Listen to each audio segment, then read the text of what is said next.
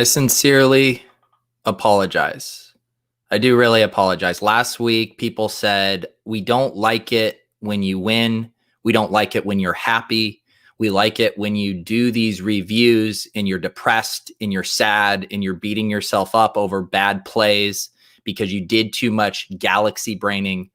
I have bad news, guys. I have really bad news. I won $10,000 yesterday, and the deposit king might just be fully dead. Fully dead. There's now $15,726.89 in my Draftkings account. This is uncharted territory. There are far too many digits in my Draftkings balance.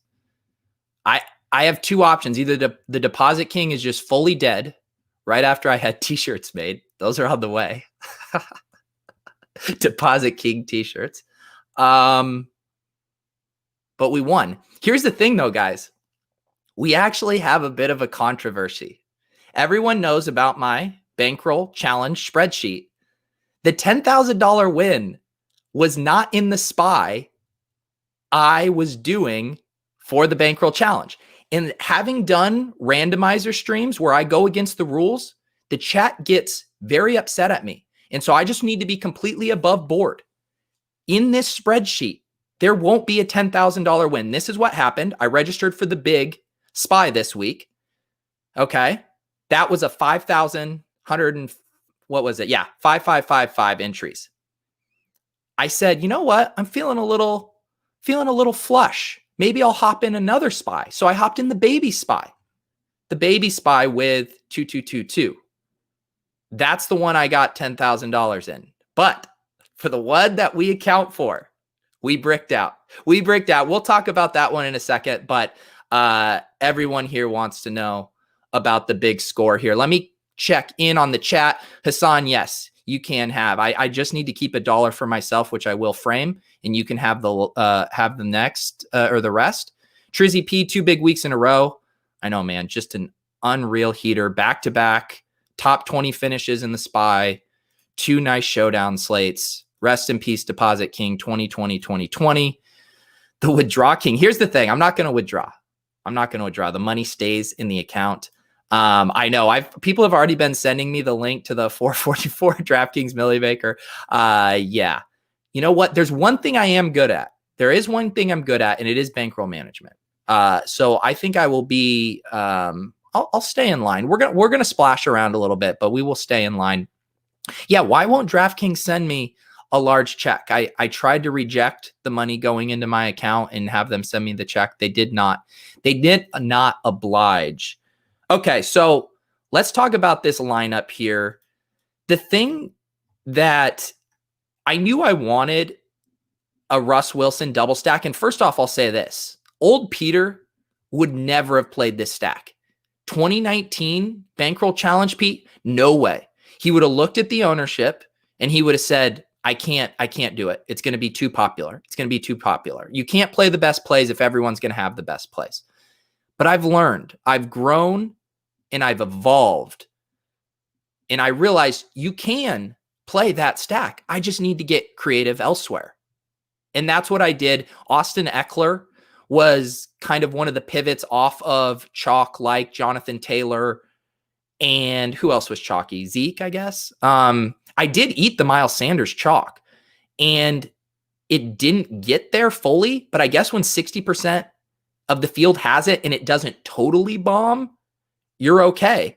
And then the other things I was thinking about with this lineup is I knew Russ in the double stack would be popular, but I also wanted to be unique with my bring back. And Amari and Lamb I knew were going to be very popular. Gallup, when I looked at the ownership percentages on Sunday, the ownership wasn't actually that much different for Gallup. I was thinking we were going to get more of an ownership discount on him after the 2 kind of dud weeks, but he was still projecting in the 10 to 15% range. So I was like, I don't necessarily love that. And I really wanted to get Allen Robinson in. So I was like, why don't I save a little money, bring it back with Dalton Schultz, who is coming off a really big week, and no one wanted to play him. I think we're still kind of anchored to how we feel when we see these names that feel random, like Dalton Schultz. who's he? But, I thought he was a good bring back. He actually had a nice red zone target that got batted away. But again, 4 for 48 at 2.3% at 4,500. We can live with that. But I think, to me, what's interesting about this lineup is, in my mind, I only got 3 things right. I got the Russ double stack right, and that's the beauty of stacking. We only have to get one thing right. If Russ goes off and they have a condensed target share, it's probably going to be Metcalf and Lockett. Okay, that's one thing. Allen Robinson was my favorite play of the week. I mentioned it on the Line Movement show in the morning. He felt very similar to Terry McLaurin to me last week, basically a low-owned guy. He ended up coming in at 20%, which was higher than what he was projected earlier in the week. I believe it was the defensive back who was scratched for the Cowboys, ended up probably pushing more ownership onto him late on Sunday. That said, his combination of target floor, he had 9 targets back-to-back weeks, this game environment against the Falcons, he was like a must play for me. He was in both of my lineups. And so that's the second thing I got right. And then the third thing was Austin Eckler. Eckler to me kind of felt like this week's Aaron Jones, the guy that had the monster upside at running back, but was going to be relatively low owned. And I am legitimately curious why he wasn't more owned, just because I think the Panthers are awful. And we've seen the Panthers just give up monster weeks now to Josh Jacobs, Leonard Fournette, and now Eckler. So that was interesting to me. But again, those are the 3 things I got right. I had Miles Sanders chalk bomb. I had Schultz do fine. Hamler bombed, but at 3,000, he can. And then the Eagles D was serviceable thanks to overtime and getting a few more sacks. So, I was talking about this with Holka and Leone last night too, about this idea of why game stacking is nice, because you just eliminate the number of things you have to get right. And another thing that I think we should look at too is how much contest selection impacts how a lineup does. I saw some people being like, wait, how did you win $10,000 with this score? 202.7. So again, I said this is a 2,222 person contest. If we go over to the Big Spy that had over double that, and we look at that score here, we can go see where 202.7 would finish in this. 202.7 is finishing here in 15th place. So 15th place in this is only 2,000. I say only. I would take that score every day of the week and twice on Sunday. But again, 5 times as much money in this smaller contest. And I'm as guilty of it as everybody, right? Like when I go to register for my contest and I sort by first place prizes, like we all want the bigger prizes, but a lineup in a smaller field can have a higher return on investment just because the contests are top heavy, but it's smaller and you have a better chance of sneaking up into those top 5 spots where all the money's at. So that's just something to consider. Again, I got lucky that I had those 2 lineups and I was honestly debating. I was like, which one do I put in the Big Spy? Which one do I put in the little? I didn't put too much thought to it. I just tossed it in and I just happened to get lucky that it was in this one. So it's something to think about too when you're thinking about contest size. Let me check in on the chat here. Davis trying to roast me for KJ Hamler in the flex. See, Davis had a nice day yesterday. Somehow Davis eked out 3 screenshots yesterday. I think he was trying to overcompensate after he saw my screenshot. There was an MLB one, there was a FanDuel one, and then there was another FanDuel one. Davis was trying to overwhelm the timeline and distract them from my victory. But I thought Davis had a nice day, and I've been really proud of him in his growth as a DFS player, and you guys should not let my massive day and massive year get in the way of knowing that Davis is doing well. Davis is doing well too. Gallon says, winning with the chalk. I've never been more disappointed in my life. I know.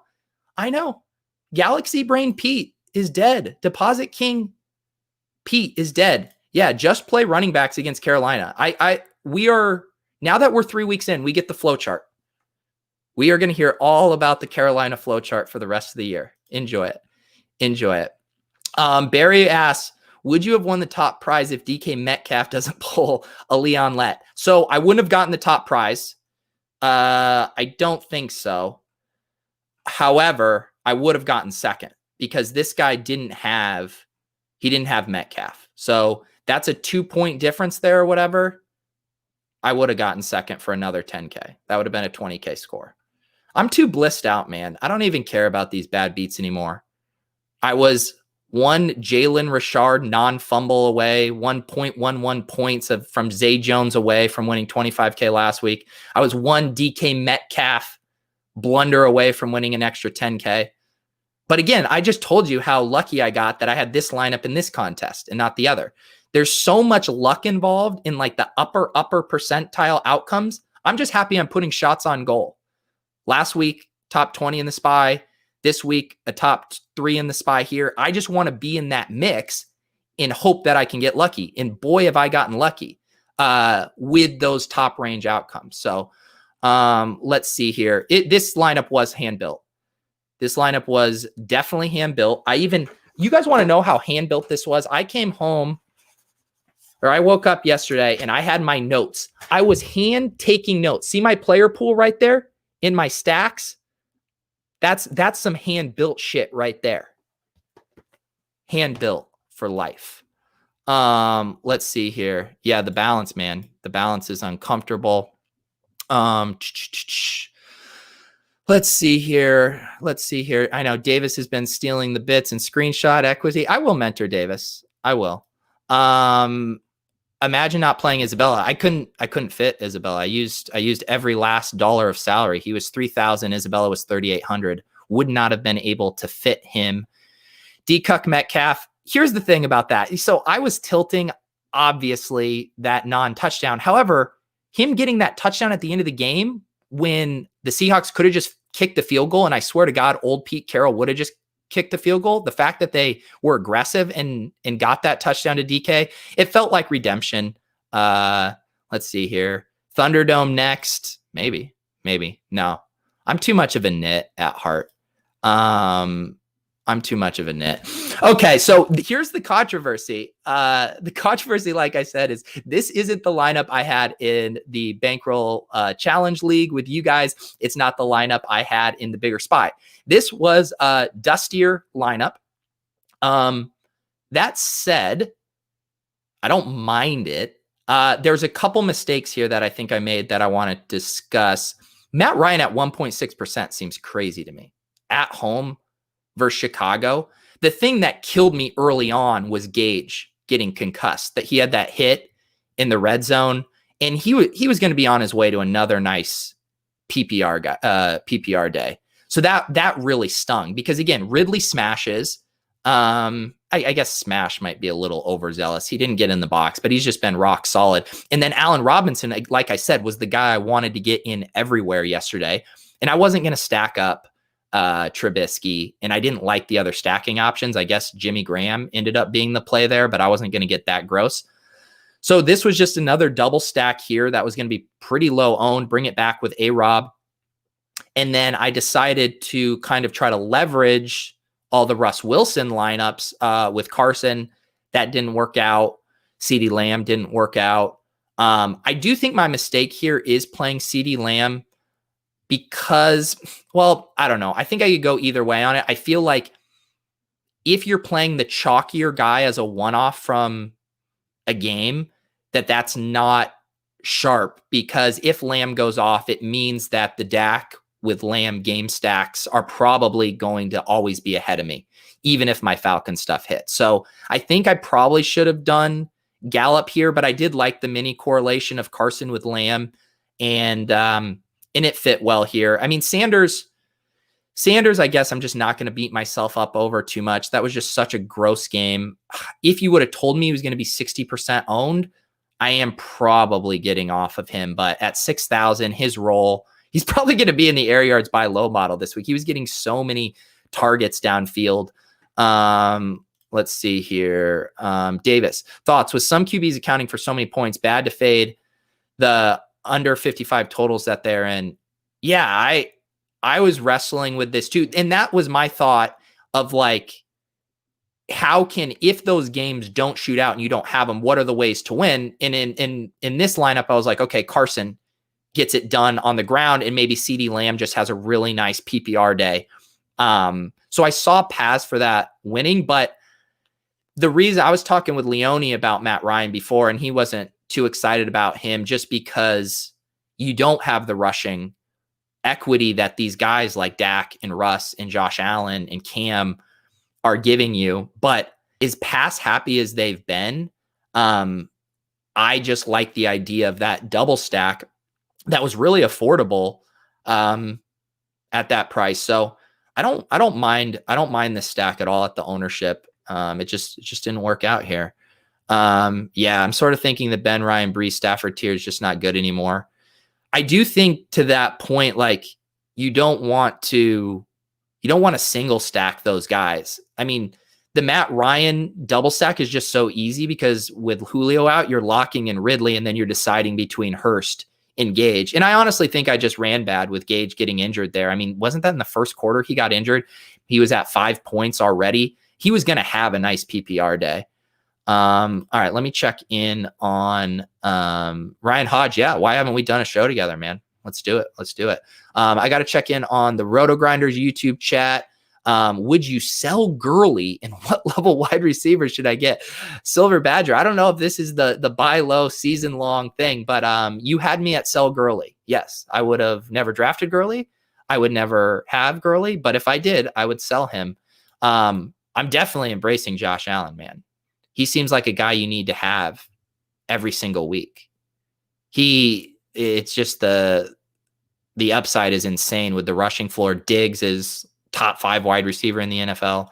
What does Drew say here? I think Ryan's ownership percentage is very nice, and 1 week is a small sample to say it's not a good play.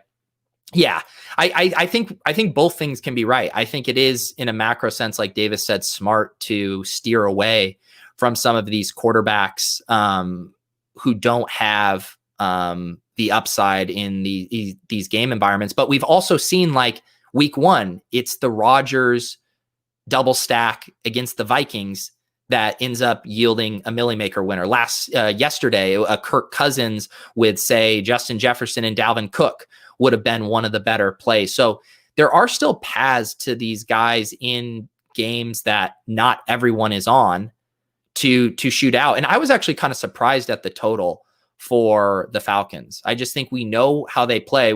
I just mentioned Gurley being a sell. Like, we have no faith in that running game, and the Falcons just love to throw the ball. So yeah, I'm not gonna beat myself up over that play. Thank you guys. Yeah, Tilt Space every Sunday evening. We tilt at 6:30 p.m. Eastern. You guys can find links to that on my Twitter. It is a good time. Let's see here. Ryan Hodge, feel like just building your pool around dual threat is the optimal thing to do long term.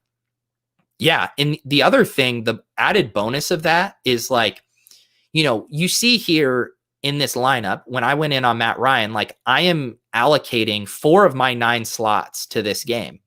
And then the pieces fitting around it, it just becomes a little harder.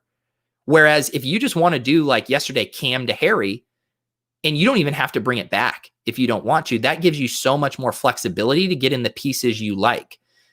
Doing the game stacks, it just eliminates decisions for you, which can be freeing, and that you don't feel like you have to hit on every single thing. But if you do like lots of plays you like, that didn't make sense. If you have lots of plays you like, it just gives you more flexibility to find them in. And, there's ways you can do it too. Like, you could have done Kyler to Isabella as a single skinny stack yesterday. You could easily have done Josh Allen to Diggs as a skinny stack. And I think a lot of those dual threat quarterbacks, it makes it more logical to just single stack.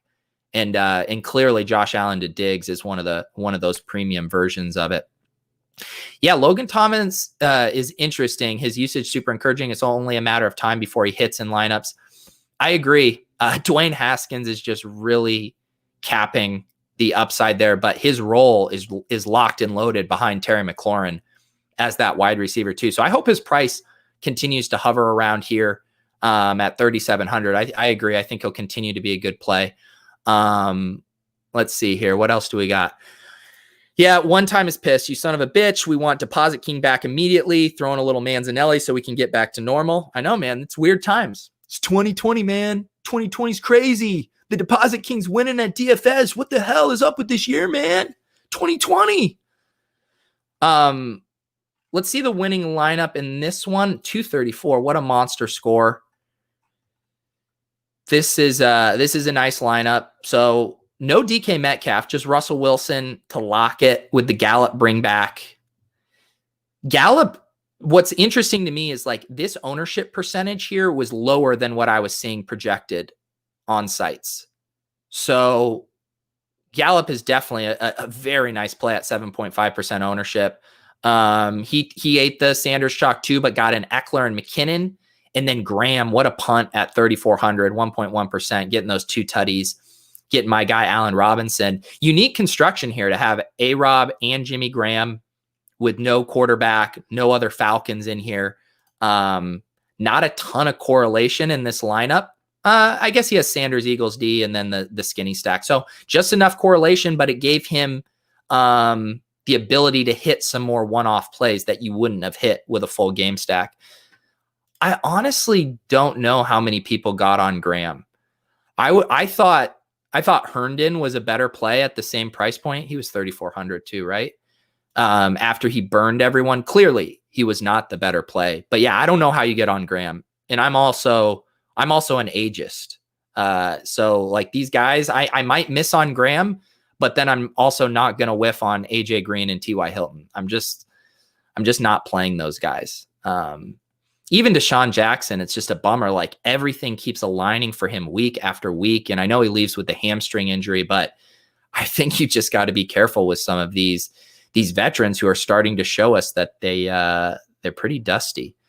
Yeah, let's see here. Joe Deering, are QBs with no rushing upside even viable anymore? That's what we were just talking about. I think to me, the exceptions would be, and of course I'm going to make exceptions for my lineup. This is the one that it's the same lineup in the Bankroll Challenge League, but I think if it has a condensed target share on a team that throws a ton and it's going to be low owned, those are exceptions I'm willing to make.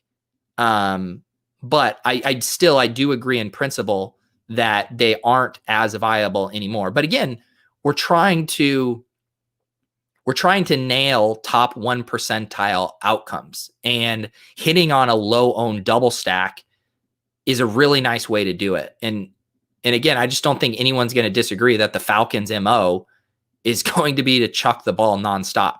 And they just had a rough game yesterday. Let's see here. Falcons new tight end flowchart D. I guess I didn't even realize that. Who else have they given up touchdowns to? I can't remember. Who are you taking on the Monday Night Football showdown slate? I haven't done my research yet. I haven't done it yet. I mean, going to be lots of chalky options. So, I don't know. Maybe Sammy Watkins, even though he's out of the concussion protocol, maybe that kink in his neck is still giving him issues. Maybe it's Mecole Hardman time. Maybe. Boy, would I like it to be Mecole Hardman time. I'm legally not obligated to talk about my Mecole Hardman best ball shares, but God, it would be nice if it was Mecole Hardman time. Sleepy Joe says no rushing QB, no dice. It's true. Schultz. Oh yeah, that's who the Falcons gave up to. Yeah, I mean the thing is I'm sure Davis would agree as well. I mean the flowchart stuff is incredibly noisy as far as how it pertains to specific positions, but I think the point stands. We should be targeting skill position players against the Falcons. Regardless of if they're wide receiver or tight end or whatever. They're just a bad defense that throws a lot, pushes the pace in games, and results in a lot of fantasy points here. Here we go. Checking in on the YouTube over at Roto Grinders chat. Dylan, anyone have Pete's Twitter? I got Pete's Twitter, man. I'll drop it in here for you, dude. At Peter Overzet. Smash the follow button.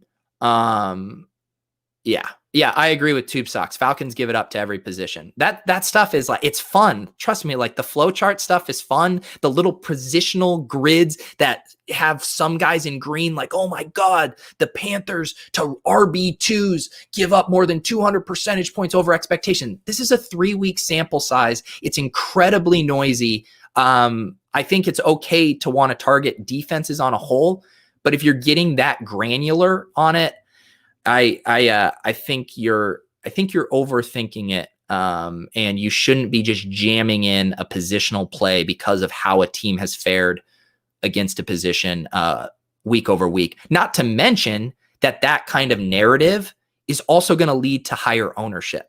Once the flow chart is established, like if we want to push this agenda that the Falcons are awful against tight ends, and we push that agenda, who are the Falcons playing next week? Let's see if we can move some ownership with a fake narrative that we don't actually believe in. Okay, they are playing the Packers next week. Robert Tonyan? Is it Robert Tonyan's season? I guess it's going to be Monday night, so it won't affect the main slate ownership. But I think I want to start everybody, anyone who's catching passes against the Falcons. And I'm not going to discriminate and say Robert Tonyan is going to have a better game than Alan Lazard because of what Jimmy Graham did last week. Maybe I'm an idiot. Maybe I need to come to Jesus on the flowchart philosophy. Yeah. Let's see here. We should update the spreadsheet. That is one of kind of the rituals that we do here. And imagine how fun it would have been if I could put a $10,000 win here, but I can't. I do not need a controversy on my hands. First, we had people like Davis coming after me saying that I might have used, God forbid, an optimizer for my showdown lineups. And now if I were to sneak a $10,000 win onto my spreadsheet, even if it wasn't technically the right SPY, I can't do that in good faith. I absolutely cannot do that. I am going to check in on the listener league in a second. Speaking of listener league, I did make the league for this week. If you guys want to hop into it, let's see how many people we got. I did make it 150 this week. We are making it bigger. Wow. You guys are chomping at the bit to get in here. 41 out of 150. Like I said, I haven't been posting the link in YouTube because they gave me a strike on my channel last year for linking out to it. So I will post it in these chats here. If you guys want to join the listener league, there is the link. The Roto Grinders chat won't let me post it. It says they don't like it when I post links. So you guys can hit me up for it on Twitter if you guys want to play. I'm trying to do too many things right now. What am I doing? I want to input this SPY team. This one stinks, right? This sucks. 120.02. Just think how fun this would have been. How much fun that would have been to put in a $10,000 win into the Bankroll Challenge. But we continue to fight. We needed drama. Rank 4241. That stinks. $0. We are still up in the Bankroll Challenge specifically. What was the cash line in this one? Positions paid, 1160. All right. What was the cash line? 155.7. Similar to last week. And what was my difference? How many? Ooh, yeah. So I was a good ways off. there. 35.68 points from the cash line. But like I said, I don't have too many regrets about that Falcons double stack. I ended up building 5 lineups yesterday, hand built with these beautiful, beautiful hands. I did the 2 spies, the $100 single entries. And then I did, they have a 5 max, a $33 5 max. So I had a couple other lineups in there, and that's about my sweet spot. Is building 3 to 5 lineups with my hands. And we're going to keep it up here. We're going to keep the bankroll in check. In this challenge, we're only up $100. So we cannot rest on our laurels just because we might have some money in our Draftkings account. No, we must continue to press on. I am already in the SPY for this week on Draftkings. I am in the big one. We will continue with the big one with 5,555 entries. Let's see here. They did a lot of the YouTube. They came after poker and DFS channels last year if you had links out to sites. whether that was poker sites, DFS sites, and they hit me with a strike. And that was brutal. And I've never recovered. I've been so owned. Thank you, Drew. Drew was on the show last year. If you guys remember him, he was also on Twitter banging the drum for Rex Burkhead yesterday. So check out Drew. Always has a good eye for GPP strat. Tanyan or Sternberger? Yeah. Going into the season, I was more of a Sternberger guy. I thought he was going to be the tight end. Unfortunately, it looks like it's going to be kind of a split. And these tight end splits are gross. I'm still tilting the TJ Hawkinson, Jesse James usage as someone who was very invested in TJ Hawkinson in a lot of formats, some of which I'm not legally allowed to discuss. Seeing Jesse James get targets and red zone targets is just massively tilting. Massively tilting. Let's see. Joe has a positive in correlation with how I'm doing. I seem to run hot and cold with how you're doing on a weekly basis. So if you could stay hot, that'd be great. Let's do it, Joe. I'll see what I can do. Let's check in on the listener league. I believe someone needs to remind me. I have too many tabs open. I believe Fritzy Boy won it last week. Am I correct? I feel like I remember talking about Fritzy Boy last week. Fritzy Boy, if you are in the chat, let me know. This is a nice lineup here. Another Russ Wilson to DK Lockett, double stack, bring it back with Gallup. We talked about Logan Thomas. Oh, he actually has Amari Cooper in here. So he went full game stack, 4 wide receivers. Don't mind that at all. You know that's going to be unique in a field that's this small, only 100 entries. Singletary, I thought was, I didn't have him in any of my lineups, but I couldn't really find a knock on Singletary at 4,900 with no Zach Moss. I mean, I couldn't find a knock. I mean, TJ Yeldon wasn't a threat. It was going to be a good game environment. I'm kind of wondering why I didn't have Singletary at least over Sanders in a lineup or two. That's a nice play there. And the ownership at 25%. I mean, Singletary at 25% with no Zach Moss versus Miles Sanders at 60%. And $1,100 more expensive.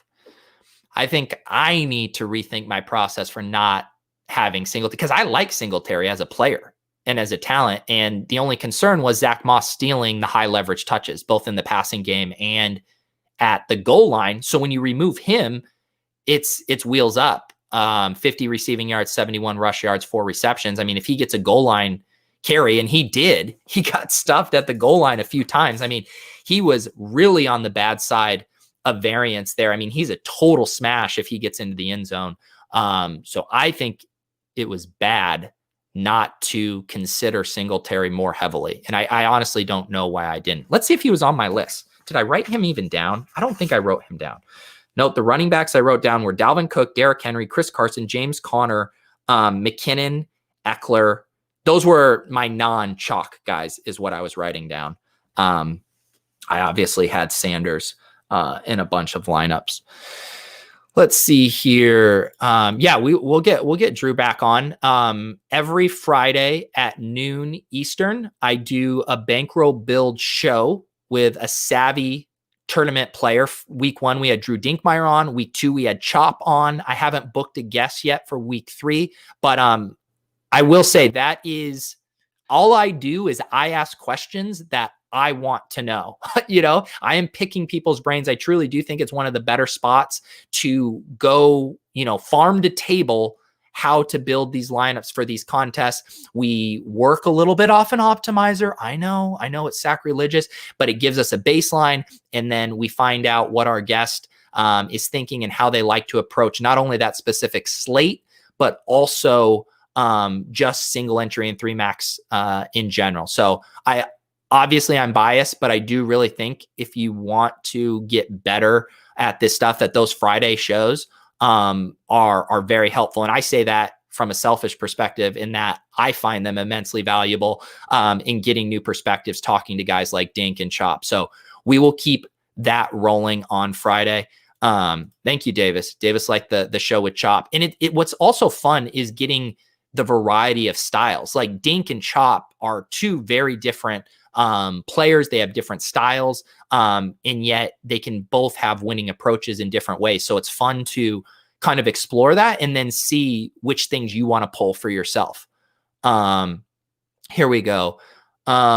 This is a good point too. I mean, I thought Mike Davis, I was a little scared about Mike Davis. My non-hindsight bias take was that Mike Davis had a high floor because I did think he was going to catch passes, but I didn't think he necessarily had the ceiling. But they pretty much just plugged him right into the Christian McCaffrey role, which sounds crazy, but that's what they did. And he was a very nice play as well. So I like McKinnon as a talent, but at that range, I think he was a little bit more of a trap as far as what we could realistically expect for his workload. But man, yeah, Singletary and Mike Davis were just good plays. And it's another example of how kind of the narratives and the chalk funnel us to the specific constructions each week, right? Like there are weeks where Singletary would have been mega chalk, or even Mike Davis would have been mega chalk in the same way Boston Scott was mega chalk week 1 without Miles Sanders. And so those end up being really good plays where you're like, okay, if this thing didn't happen, if everyone didn't want to play Miles Sanders and Jonathan Taylor, they would all be playing one of Singletary or Mike Davis. That's not happening because of the other chalk. That makes those really good plays. The play itself in a vacuum has not changed. Only the ownership has. So I agree with you. I think Mike Davis and Singletary should have gotten much more consideration, especially in a week where we wanted to pay up for some of these more expensive wide receivers in these games. All of those wide receivers in the Dallas-Seattle game were great plays. Ridley and Allen Robinson were great plays. So those cheaper running backs allowed you to do it, and not a huge opportunity cost there as well, relative to the amount of touches you could project them to. Was Kelly a donkey play? I thought he was a good play. And again, I didn't end up getting him in any of my lineups, basically because of that opportunity cost thing. I thought his projection was a little more fragile, and his production to date seems to be a little bit more noisy as far as the amount of carries he was getting week to week has kind of ping-ponged around. But the reason I like the play is because, again, I think the Panthers are really bad. And I thought both him and Eckler could have really nice days, but Eckler was always going to have the higher floor and ceiling just based on how they're using him. Kelly fumbled the ball in the game. I think that actually limited his touches a little bit. They also didn't have a great game script. I thought they would be playing from a lead more. They were actually playing from behind for a lot of that game, which I also think hurt Kelly. So in a vacuum, I don't think Kelly was a donkey play, but I do think it was a donkey play in that you could have played Singletary or Mike Davis at similar costs and similar ownership for more projected touches. So that's the only thing. And that's one thing that like Joe and Leone have been trying to hammer into me is the opportunity cost at running back. There is a lot when you are taking flyers on some of these guys with fragile workloads. That said, for Millie Maker type contests, like you needed Rex Burkhead yesterday. You would need those kind of plays. And Mike Davis or Rex Burkhead really are the kind of one-off plays you need to win the massive tournament. So I don't think you should remove them from your player pool. I just think you don't necessarily need to make plays like Josh Kelly and Jerick McKinnon in these smaller field single entry 3-max contests. What does Drew got here? I judged the Singletary versus Davis McKinnon on the over under and the spread. Yeah, that's a good way to do it too. If we think that these guys are relatively similar plays, using those things as tiebreakers, the ownership and the game environment as well. Singletary, really nice game environment there, since everyone expected the Bills to score a lot of points here. Yep, Rex and Graham won someone $1 million. Just absolutely wild. We were on I do a podcast with Chris Spags, and we were reviewing the Millie Maker lineup last night on Splash Play. And again, this is if you go look at the winning Millie Maker lineups versus the winning lineup from, the Spy, one thing you won't generally see the massive game stack because you have to be individually right at every single position. And it's like, it's a total mind bender to be like, how do I end up with Rex Burkhead and Jimmy Graham in the same lineup? But that's what it takes to win $1 million.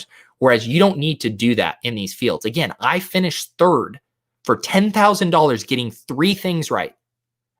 Seahawks double stack, Allen Robinson, and Eckler. Literally only I had to get 3 things right. In the Millie Maker, 3 things right doesn't fly. You need what? 7 or 8 things right out of 9. John Brandon over here on the Roto Grinders chat. Congrats, Pete. Thank you guys. Tube Socks. Did you consider Connor or Henry over Eckler? Both low owned. Both those guys were on my note. I did. Eckler, though, I believe was much cheaper than both of them at $6,800.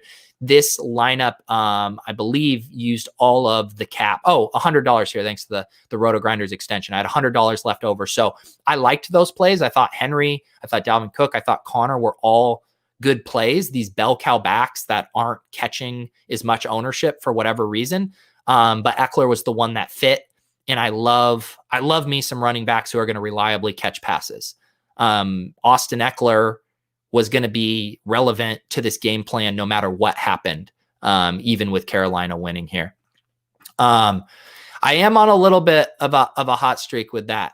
Terry McLaurin was my week 1 guy. A-Rob last week. And honestly, there's a theme there, right?